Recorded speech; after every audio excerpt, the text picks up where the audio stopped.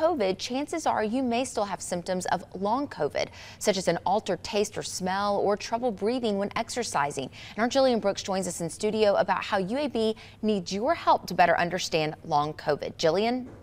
Claire, Recover is a nationally funded initiative that is set to help us better understand long COVID, where it comes from, how we can treat it, and how we can also prevent it. Hundreds are already involved, but UAB needs just a few hundred more to help with the study. Starting with a blank slate. That's the phrase Dr. Emily Levitin uses to describe studying long COVID. We have not seen COVID infections in people until the last several years, and so we haven't really seen what happens to people after these COVID infections until recently as well. 1/3 of people who have COVID will have some sort of symptom following their infection. That will go away over time for some, but for others, that's not the case. People do recover, they do recover, say, taste and smell a couple months after, they'll still have less issues with fatigue a couple months after.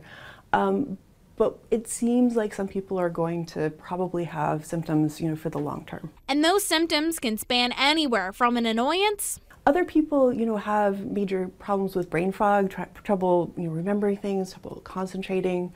To something life-altering. We're even seeing, some increase in risk of heart disease and stroke after COVID. That's where Recover comes in. Right now, UAB has recruited around 2/3 of the people needed for the study, but is searching for 2 specific groups of people over the next few months.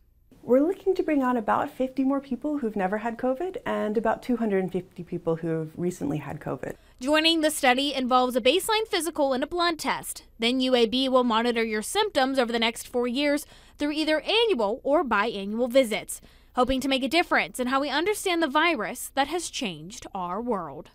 As somebody who has gone to a long COVID clinic and talking to providers who are in the long COVID clinic, we need better tools to be able to treat people who've become ill and really to prevent people from becoming long COVID patients in the first place.